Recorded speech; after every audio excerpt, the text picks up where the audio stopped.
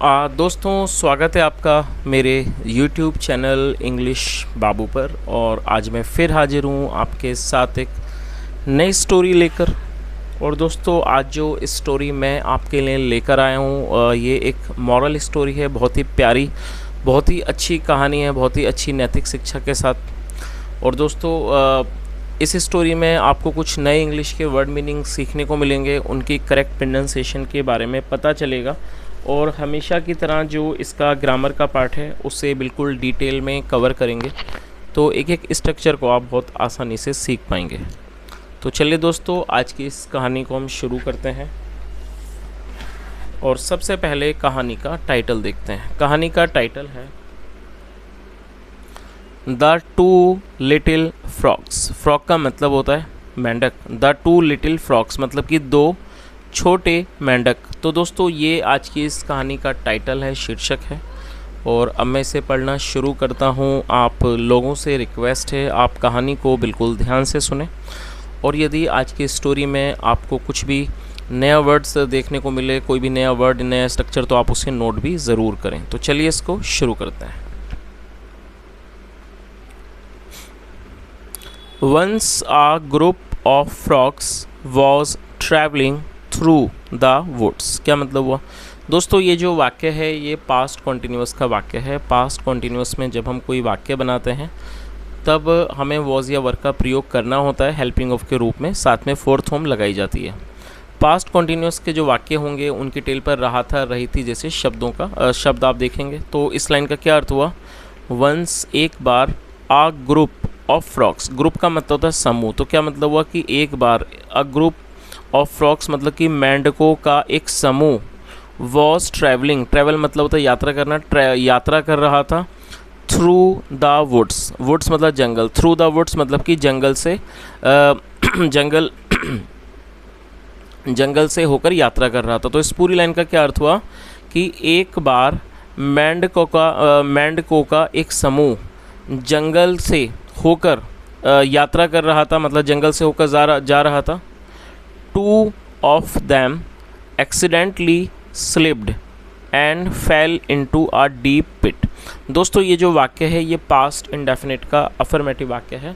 और जैसा आप जानते ही हैं जब हम पास्ट इंडेफिनिट में कोई भी अफर्मेटिव का वाक्य बनाते हैं तो वहाँ हमेशा वर्ब की सेकंड फॉर्म का प्रयोग किया जाता है। स्लिप का मतलब होता है फिसलना, सेकंड फॉर्म होती है स्लिप्ड। तो क्या अर्थ हुआ? Two of them. To of them का मतलब हुआ उनमें से दो। एक्सीडेंटली एडवर्ब है जिसका मतलब होता है गलती से स्लिप्ड गिर गए, एंड मतलब स्लिप्ड फिसल गए, एंड फेल और गिर गए। और दोस्तों ये भी सेकंड फॉर्म है, फॉल मतलब गिरना, सेकंड फॉर्म है फेल गिर गए, इनटू अ डीप पिट मतलब एक गहरे गड्ढे में। तो इस पूरी लाइन का क्या अर्थ हुआ?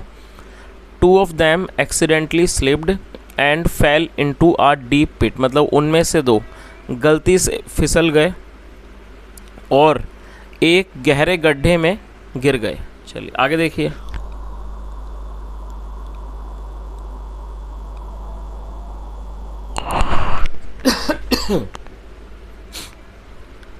When the other frogs saw how deep the pit was, they told the two frogs that they were as good as dead। क्या अर्थ हुआ? और दोस्तों ये भी हमारा पास्ट का अफर्मेटिव वाक्य है। सी मतलब होता देखना, सेकंड फॉर्म में सो, व्हेन जब, द अदर फ्रॉक्स मतलब कि जब दूसरे मतलब कि अन्य मेंढकों ने देखा, how deep the pit was की जो गड्ढा है वो कितना गहरा है, they told the two frogs उन्होंने, दे मतलब उन्होंने। और दोस्तों दे का मतलब होता है जब सब्जेक्ट में एक से ज़्यादा व्यक्ति होते हैं तो दे का प्रयोग किया जाता है, जिसका मतलब होता है वे या वे लोग या फिर उन्होंने। तो क्या अर्थ हुआ? उन्होंने, they told the two frogs उन्होंने उन दो मेंढकों को बताया दैट की they were as good as dead. और दोस्तों ये जो है एक तरह का फ्रेज के रूप में प्रयोग किया गया। तो उन्होंने उनसे क्या कहा? They were as good as dead मतलब कि वो मरे हुए के समान हैं। तो इस लाइन का मतलब आपको समझ में आ ही गया होगा कि जब जो दूसरे मेंढक थे उन्होंने ये देखा कि जो गड्ढा है वो कितना गहरा है, तो उन्होंने उन दो मेंढकों को कहा कि वो मरे हुए के समान हैं। चलिए आगे देखिए। The two frogs ignored the comments. Ignore का मतलब होता है कि चीज़ को नज़रअंदाज कर देना। The two frogs ignored the comments, ये जो दोनों मेंढक थे उन्होंने इन कमेंट्स को मतलब कि टिप्पणियों को नज़रअंदाज कर दिया। एंड ट्राइड टू जंप, और उन्होंने कोशिश की कूदने की। Jump, try to jump out of the pit, और उन्होंने कूद कर गड्ढे से बाहर आने की कोशिश की। विद ऑल देयर माइट, अपनी पूरी ताकत से। माइट का मतलब ताकत, मतलब उन्होंने अपनी पूरी ताकत से कूद कर गड्ढे से बाहर आने की उन्होंने कोशिश की। आगे देखिए। The other frogs kept telling them to stop. और दोस्तों इस वाक्य में केप्ट के साथ फोर्थ फॉर्म का प्रयोग किया गया है, जिसका मतलब होता है जब हम ऐसा वाक्य बनाते हैं जहाँ ये दिखाते हैं कि पास में कोई क्रिया चलती रही, होती रही, तो क्या अर्थ हुआ? The other frogs kept telling them to stop, जो दूसरे मेंढक थे वह उन्हें रुक जाने को कहते रहे। एंड गिव अप, और हार मानने को। गिव अप का मतलब होता है किसी चीज़ के लिए हार मानना। फाइनली मतलब आखिरकार, one of the frogs took heed to what the other frogs were saying and give up. दोस्तों टेक हिट का मतलब ध्यान देना, सेकंड फॉर्म में टुक हिट, तो क्या अर्थ हुआ? फाइनली मतलब अंत में वन ऑफ द फ्रॉग्स, जो उनमें से एक मेंढक था, टुक हीड, उसने ध्यान दिया। To what the other frogs were saying, मतलब जो अन्य मेंढक कह रहे थे उस बात पर उसने ध्यान दिया। एंड गिव अप, और वो हार मान गया। ही फेल डाउन, वो नीचे गिर गया। एंड डाइड, और उसकी मृत्यु हो गई।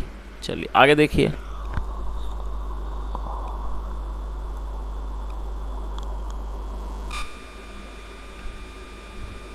The other frog continued to jump as hard as he could. क्या अर्थ हुआ? दोस्तों कंटिन्यू का मतलब होता है जारी रखना, सेकंड फॉर्म में कंटिन्यूड। तो क्या अर्थ हुआ इस लाइन का कि जो दूसरा मेंढक था उसने कंटिन्यू टू जंप, उसने कूदना जारी रखा। As hard as he could, मतलब जितना ज़्यादा, मतलब जितनी ताकत से वो कर सकता था उतनी ताकत से उसने कूदना अपना जारी रखा। वंस अगेन मतलब फिर दोबारा। द ग्रुप ऑफ फ्रॉग्स, जो ये समूह था, मेंढकों का समूह, येल्ड एट हिम। दोस्तों येल का मतलब होता है चीखना, चिल्लाना, सेकंड फॉर्म में येल्ड एट हिम मतलब उस पर चिल्लाए। टू स्टॉप, रुक जाने को। टू स्टॉप द पेन मतलब इस दर्द को रुक जाने को। एंड जस्ट डाई, और मृत्यु मतलब कि मर जाने के लिए। तो इस पूरी लाइन का क्या अर्थ हुआ? Once again the group of frogs yelled at him to stop the pain and just die, मतलब फिर से एक बार ये जो मेंढकों का समूह था उन्होंने मतलब वह उस पर चिल्लाए और उसको इस दर्द को रोकने को कहा। एंड जस्ट डाई, और सिर्फ मर जाने को कहा। चलिए आगे देखिए। ही जम्प्ड इवन हार्डर, और उसने और भी ज़्यादा ताकत से मतलब कि वो कूदा। एंड फाइनली, और मतलब अंत में आखिरकार, मेड इट आउट, और वो बाहर मतलब कि बाहर निकल आ गया, बाहर आ गया वो। व्हेन ही गॉट आउट मतलब जब वह बाहर आया। द अदर फ्रॉग्स, जो दूसरे मेंढक थे, सैड, उन्होंने कहा। डिड यू नॉट हियर अस। दोस्तों ये जो वाक्य है ये हमारा पास्ट इंडेफिनिट का इंट्रोगेटिव सेंटेंस है। आप इसके स्ट्रक्चर को नोट कर सकते हैं। जब हम पास्ट इंडेफिनिट में कोई भी इंट्रोगेटिव का वाक्य बनाना चाहते हैं तो वहाँ पर डिड का प्रयोग किया जाता है हेल्पिंग ऑफ के रूप में, साथ में सब्जेक्ट लगाया जाता है और उसके बाद वर्ब की फर्स्ट फॉर्म का प्रयोग किया जाता है। और ये इंट्रोगेटिव नेगेटिव है तो यहाँ पर नॉट का भी प्रयोग किया गया है और नॉट का प्रयोग सब्जेक्ट के बाद किया जाता है। तो क्या अर्थ हुआ? Did you not hear us मतलब क्या आपने हमारी बात को नहीं सुना। The frog explained to them, जो फ्रॉग था, मेंढक था, उसने उनको समझाया दैट की ही वॉज डेफ, कि वो बहरा है। और दोस्तों आप इस वर्ड को नोट कर सकते हैं, डेफ जिसका मतलब होता है बहरा। तो उसने क्या कहा कि दैट ही वॉज डेफ, कि वो बहरा है। ही थॉट, उसे लगा, they were encouraging him to the entire time. तो इस पूरी लाइन का क्या अर्थ हुआ? और दोस्तों ये जो वर्ड है आप इसे नोट कर लीजिए। इनकरेज का मतलब होता है किसी का उत्साह बढ़ाना, किसी को प्रोत्साहित करना। तो क्या अर्थ हुआ? ही थॉट, उसको लगा कि दे वर इनकरेजिंग हिम, कि वो उसका मतलब वो उसका उत्साह बढ़ा रहे हैं द एंटायर टाइम, पूरे समय। चलिए दोस्तों अब इस कहानी का जो मॉरल है वो भी एक बार देख लीजिए। Be careful of what you से, मतलब इस बात से मतलब आप बहुत ज़्यादा, केयरफुल का मतलब होता है सावधान होना। Be careful of what you से मतलब इस बात से आप सावधान रहें कि आप क्या कहते हैं। आ डिस्ट्रक्टिव वर्ड, मतलब एक जो डिस्ट्रक्टिव का मतलब होता है एक विनाशकारी जो शब्द होता है। टू दोज, उन लोगों के लिए, हु आर डाउन, जो पहले से ही मतलब डाउन है या कह सकते हैं कमज़ोर हैं। Can be what it takes to kill them, वो इस तरह से हो सकता है कि वो उनके जीवन को ले सकता है। तो दोस्तों इस कहानी का जो मॉरल है वो आपको बहुत अच्छे से समझ आ ही गया होगा। जैसे हमने कई बार देखा है कि कुछ लोग किसी भी व्यक्ति को कुछ भी अपशब्द बोल देते हैं, कुछ ऐसी बातें बोल देते हैं कि जिसे सामने वाला दिल पर ले लेता है, और कई बार वो व्यक्ति बिल्कुल ही, यदि वो पहले से बुरे समय में हो तो वो बिल्कुल ही हार जाता है। तो आप इस चीज़ का हमेशा ही ध्यान रखें, कभी भी आप ऐसे शब्दों का प्रयोग ना करें जो दूसरे व्यक्ति को डाउन करें या फिर दूसरे व्यक्ति का मनोबल तोड़ें, क्योंकि यदि वो व्यक्ति हारने वाला है तो वो आपके शब्दों को सुनकर वो हार ही जाएगा। तो आप कभी भी इस तरह के शब्दों का प्रयोग ना करें। तो दोस्तों, ये आज की एक छोटी सी कहानी थी। मैं उम्मीद करता हूँ कहानी का मॉरल अच्छा लगा होगा और कुछ आपने सीखा होगा। यदि ऐसा है तो आप ज़रूर कमेंट करके बताएं। और दोस्तों, उसके अलावा मेरी आपसे रिक्वेस्ट है, आप मेरे चैनल को ज्वाइन ज़रूर करें, क्योंकि जैसा मैंने आपको बताया कि आने वाले समय में कुछ जल्दी ही जब हमारे पास थोड़े से मेंबर हो जाएंगे, फिर हम कुछ ऐसे वीडियोस भी लाएंगे जो सिर्फ मेंबर्स के लिए होंगे। क्योंकि दोस्तों, आप लोगों में से कई लोगों के कमेंट आते हैं कि आप लोग इंग्लिश स्पीकिंग भी सीखना चाहते हैं, तो इंग्लिश स्पीकिंग के लिए ही इस तरह के हम वीडियोस लेके आएंगे जहाँ पर अलग अलग ग्रामर के चैप्टर्स होंगे। तो ये जो वीडियोस होंगे वो सिर्फ मेंबर्स के लिए ही होंगे। तो आपसे रिक्वेस्ट है, आप चैनल के मेंबर भी बने। आप चैनल को ज्वाइन कर सकते हैं, सिर्फ 59 रुपये में, 59 रुपीज़ आपको पे करने हैं, और ये आप चैनल को ज्वाइन कर सकते हैं इस तरह से, और आप मेंबर बन सकते हैं चैनल के। आप इस तरह से आप जो वीडियोस होंगे जो सिर्फ मेंबर्स के लिए होंगे, आप उन्हें भी देख पाएंगे।